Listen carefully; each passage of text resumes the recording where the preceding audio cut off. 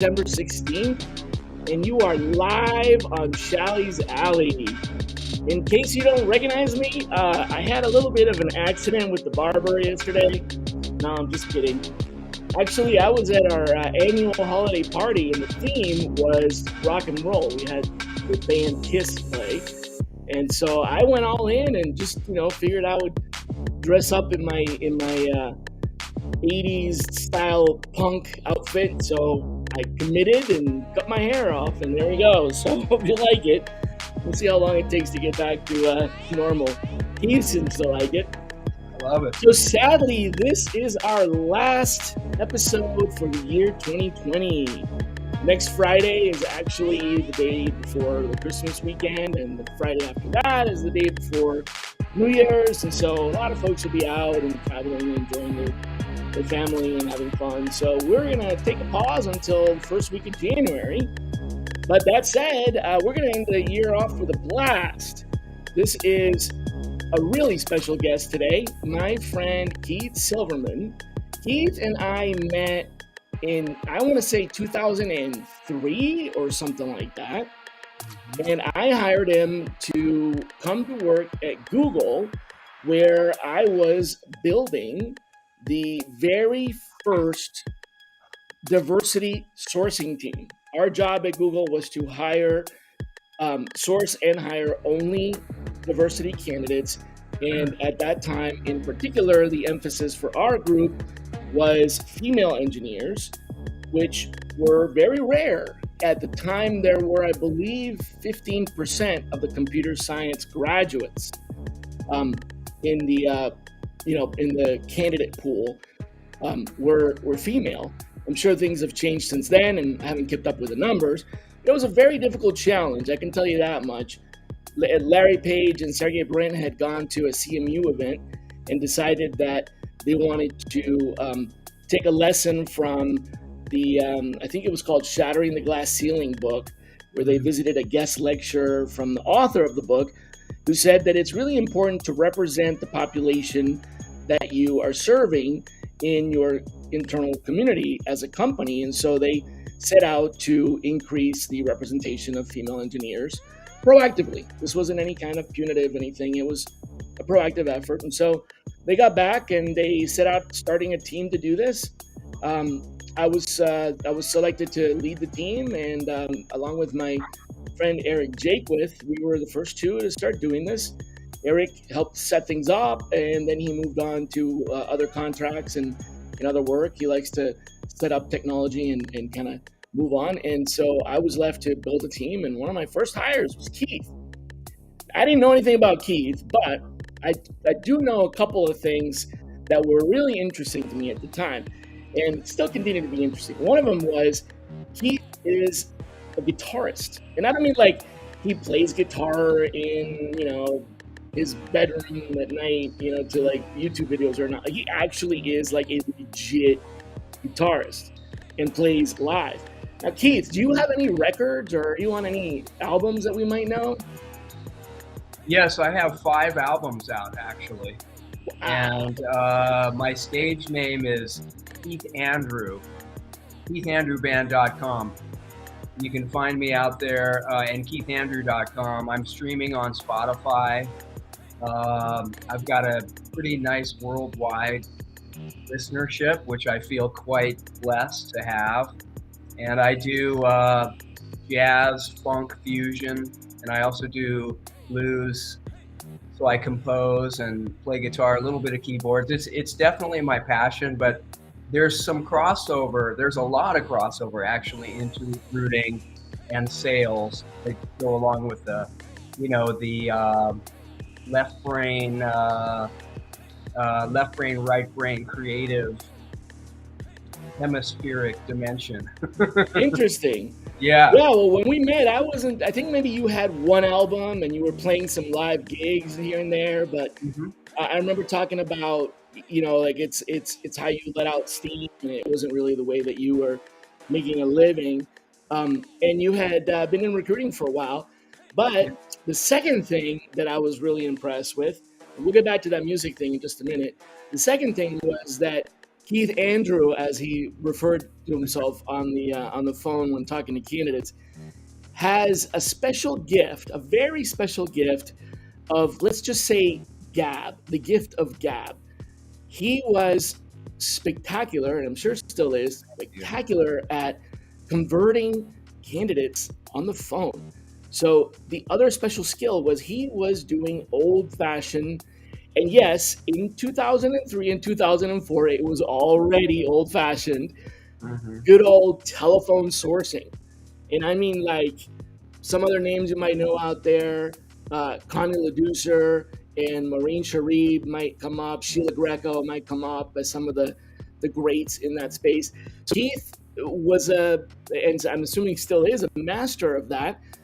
And we needed that to really round out our team, because there were a lot of people, even back then, who just had absolutely no social media presence or online presence or anything. So we needed to essentially call into a company and break down the phone tree and the directory and all that. And this was a very specific skill that Keith had. So those are the two things I was like, wow, this person's really going to round out our team. And man, was I right. He ended up being actually one of our top performers, and moved on to do some really great things in other places.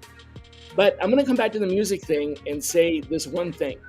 One of the, I guess, I don't know, secrets, or maybe it's not a secret, maybe it's a well-known fact, and I just didn't know about it, about music, is that there's a lot of math in music, math and engineering.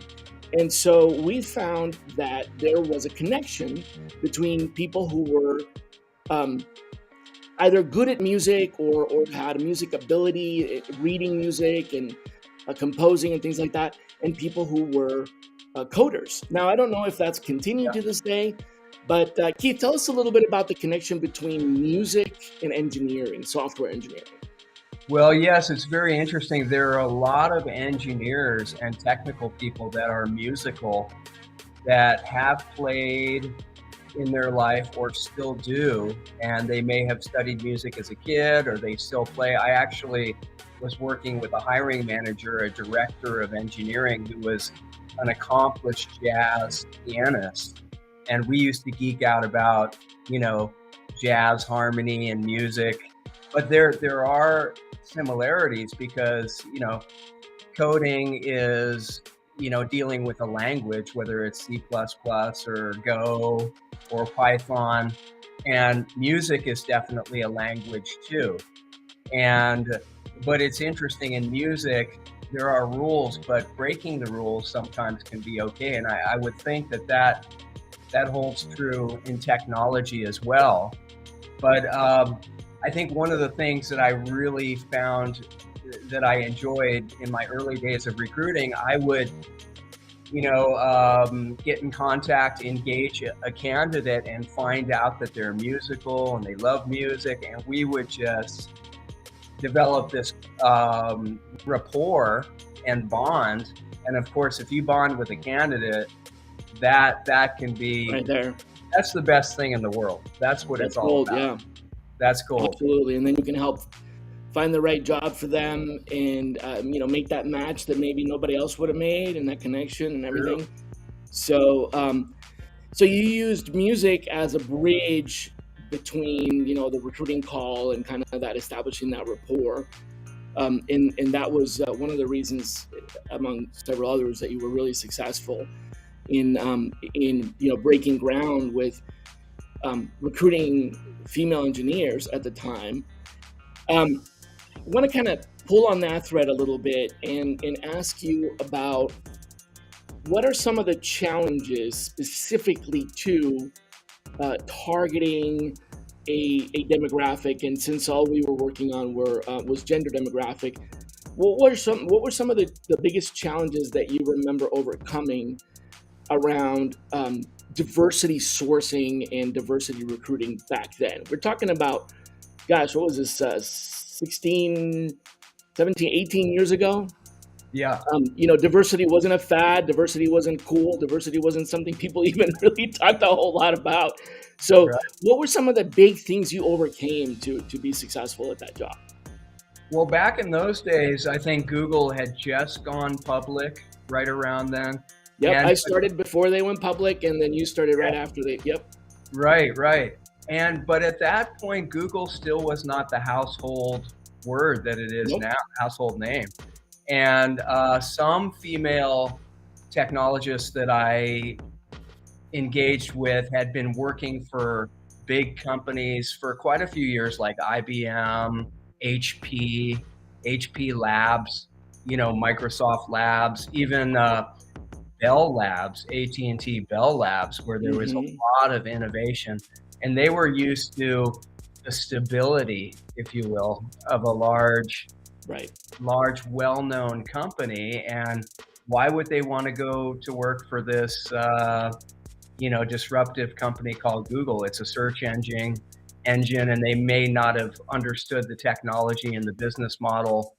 Right. So How do you make money? Right. How do you make money on us? Yeah. how do you make money? Exactly. And it was before ad tech was just exploding. Um, so that was one of the challenges. I think what I found is female technologists they were looking more for stability and longevity in their career. And so we had to really sell them on Google's culture and really sell how much they embrace diversity, Right. um, which, And the future, the future potential, the trajectory the company was on. sure, Right. Which nobody really knew. I mean, even we didn't know, but we were very secure in the fact that this was going somewhere because of the rapid growth and the investment internally, and some things we couldn't really talk about openly that were, confidential that they were working on. But we still had to communicate that somehow, and carry over the experience of, hey, this is not some startup that's going to be disappearing, or sure, it's not a 35-year-old company that's established, but right. we want you to come in here and make a difference and make a change, and bring and modernize them, and bring them into the diversity age, well, so to speak. So, and what we're, at the risk of being stereotypical, which we are not trying to do, keep in mind this was 2004. Hmm. Things have changed a lot in work life and environment, and equality and inclusion and all that. But back then, there were definitely some stereotypes that held up.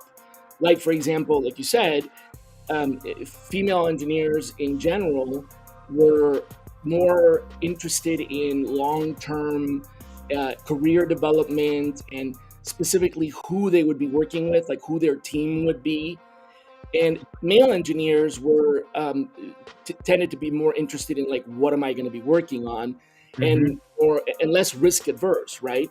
Yeah. But one of the other problems that we encountered was with regard to that, who am I going to be working with? Because at the time, the interview panel process was comprised of engineers that would not necessarily, and very likely not would be at all, involved in that candidate's career.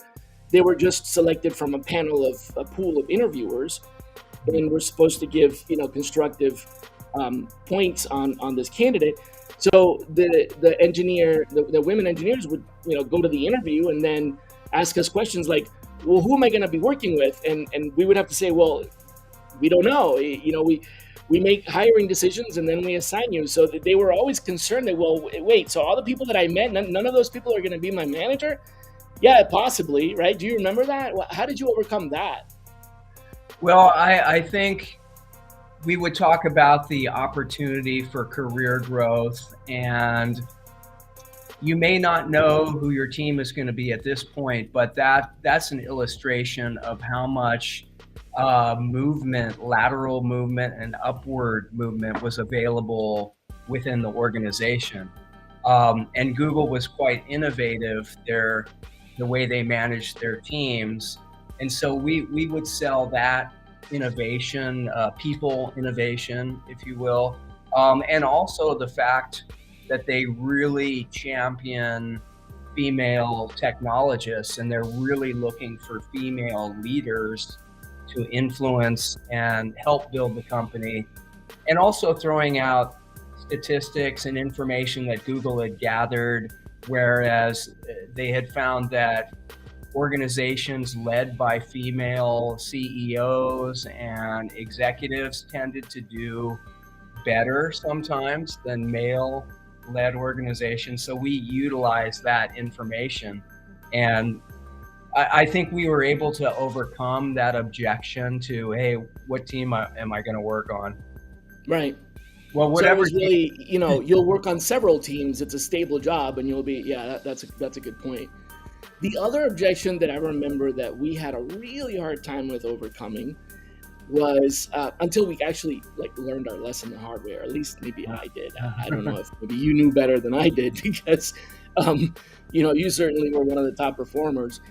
But I remember that Google had set out to increase the perks or benefits, and in an effort to appeal to female engineers, to women engineers at the time, because a lot of the perks that were there were, it was a young company, so they were more, they circled around young engineers that are just graduating from college, and they wanted, things with on-campus activities that assisted them with their day-to-day lives.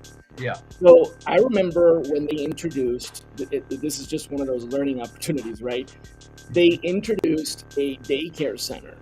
Right. And they were like, okay, now we have a daycare center. And they asked us, you might not remember this part, but they asked me to start including this in our messaging to, recruit engineers.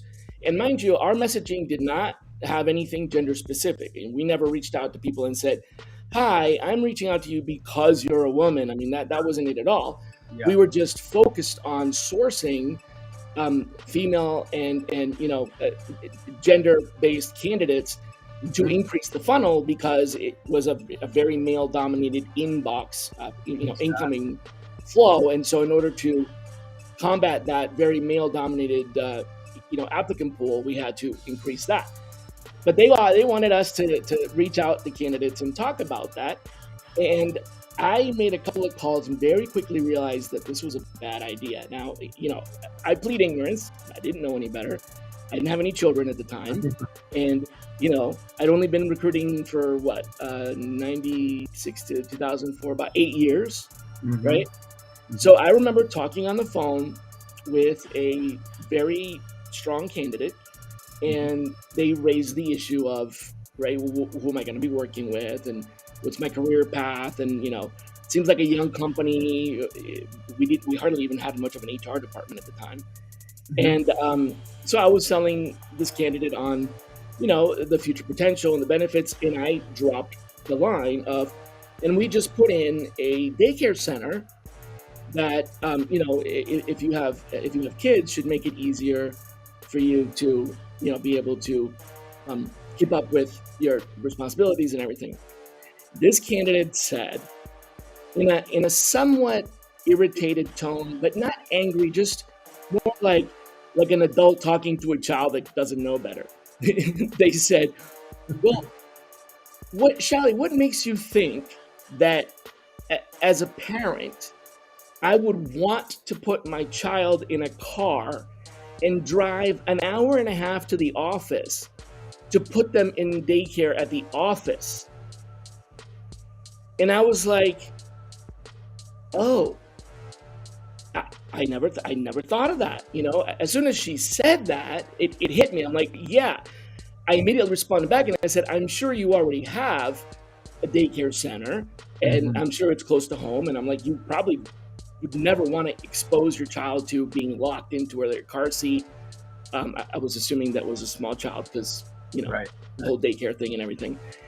It being locked into their car seat and putting them at risk in traffic and all that. And she's like, yeah, absolutely right. I don't want to be, it's not fun to have, it's not fun to be a child and locked into your car seat every day at that time and, in traffic and everything. And then she said, and I don't want to expose them to any risk. But then the other thing that she said, which really hit home for me, Keith, was she also said, and what makes you think I'm the one that takes the kid to daycare? All right. Oh, okay. I was like, I actually never thought. I never assumed. I'm just telling that we have daycare, but I can see how you wouldn't. How anyone would want to drive a long way to go to daycare. So, that doesn't make any sense. So we quickly learned not to use it was a list of perks, and we had it in the list of perks, but male or female parents did not really want, that unless they were close to the office. So did you ever run into, interesting objections from female candidates that were like very different to what you expected? Well, that story, Shally, goes into the fact that recruiting and dealing with people and their career aspirations in their life, it's highly personal, and it can be highly emotionally charged. So you definitely hit a button with that particular candidate, although quite possibly another female candidate would not have reacted that way. Exactly. It's really interesting. It opened my eyes, though, to the fact that it was a little one-sided to think about daycare as a benefit for a particular gender. Right. True. Yeah. And I guess to be inclusive, we would want to offer that to both genders. Yeah, and I think later on, Google realized that it wasn't a benefit that was utilized a lot because people had, they wanted daycares close to home, and people that they had worked with before and trusted, and their friends had kids in that daycare and all that. So it quickly became less of a priority. Yeah. Are there any other just, unusual objections that you encountered? Well, not so much objections, but when it comes to career trajectory, like say a female software engineer who's out of school, 3 to 5 years, and say that they may be married but not have any kids yet, and their plan might be to start a family, and of course having kids, that kind of changes your life trajectory. And I had found that some female technologists decided they wanted to get out of software engineering and maybe go more into product or a different career trajectory. A less linear career. Yeah, okay. Yeah, because factoring the family into it, that's an issue. And that's an issue that I think male candidates don't really think about as much, or it's not as much of an issue.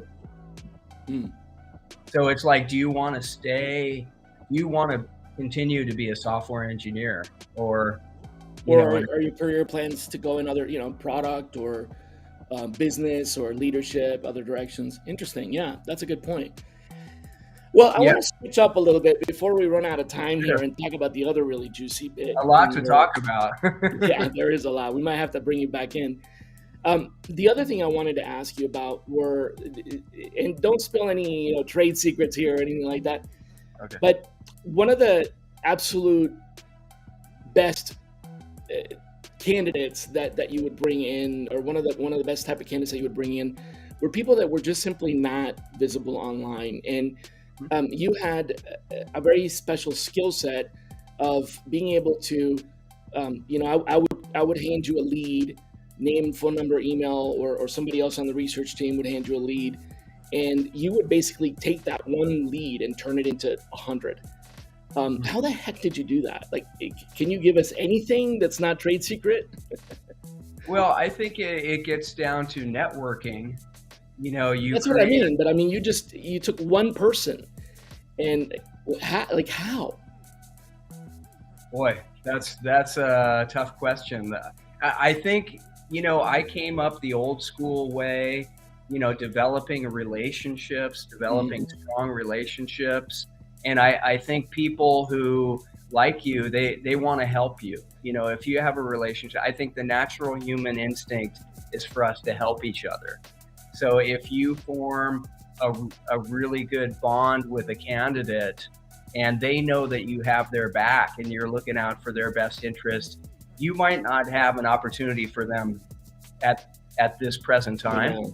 They might say, hey, why don't you call so-and-so over here, and oh, by the way, this company I was talking to, they may be having some layoffs, and I have a couple friends that I went to college with, and it snowballs from that. And so at the end of the day, I think it all gets back to relationships and, letting each and every potential candidate that you work with, you may not have a position, they may not get hired, but if you develop those relationships, they can be golden. And I see it. I Okay. still practice that to this day. So I hear that, and what the first thing that comes to mind is, for people out there that have the ability and the gift of forming a bond with their candidates on the phone, they might have an intuitive ability to do that, or they might have learned it from practice, or they might have been, there might be old school or trained by someone that was old school, if you will. But there has to be a question that you asked to, like, maybe elicit referrals, like, because you and I both know that the question, who do you know, Right. is pretty much a dead end, right? Who do you know? Yeah. Nobody, right? Yeah. Yeah. So what was there a question or a couple of questions that you can give our viewers as a takeaway, like, when you're talking to somebody and you've connected with them and asked them for, or established some rapport, here's how you segue into, like, getting names or asking for referrals? Do you have any tricks that, or not tricks, because this is not a trick, but do you have any advice on how to ask that question? Well, I'd say knowing your candidate, doing some research into their background, and bringing up anecdotal information from their background. Hey, I see you worked for IBM Research, and boy, that's a very prestigious team. That must have been really exciting. I can see you're very well connected. I would love to help out anybody within your network that might be looking. And also,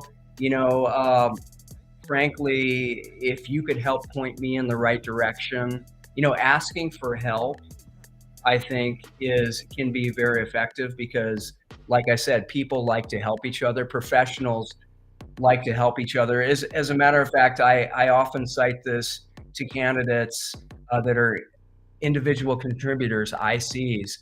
I tell them, I've worked with many C-level executives, and they're the most forthcoming. They will turn you on to their network if they like you. They will tell you their comp information. They will tell you everything. They're the most transparent, and I'm sure you have found that, Shally. The higher you go on the food chain, so to speak, the more transparent those people are and willing to network. So if I have a candidate that's kind of resistant to share comp information and stuff like that, I'll start talking about that. Well, the execs, they're very open, and that's how they got to be where they are. That's a So really good one. I like that one. yeah. Yeah. So you essentially didn't ask, you shared information, and that sharing opened them up to sharing, rather than using some kind of, I don't know, psychology trick to get them to share. You actually were providing them with a nugget of wisdom that they would then go, oh, I appreciate that. Okay, Yeah. yeah, that makes sense. And then they would open up. That's smart. I like that. It's kind of a quid pro quo kind of a thing. Um, Yeah. I was reading something on sales, and the author was saying that the hard close doesn't really work Right. anymore. Like, you want to talk on Tuesday or Wednesday, the alternative choice close and the who do you know, because people don't like to be closed. Right. That car sales mentality doesn't work anymore. So, it all gets down to the relationship. That's For sure. powerful. Yeah. Sadly, I think some of that's kind of lost now because there's so much pressure on us on time, and there's fewer of us to do more hiring, and so we really don't have the bandwidth to establish those strong relationships with candidates like we did in the past. But I think what you're saying is that you don't have the time to not do that.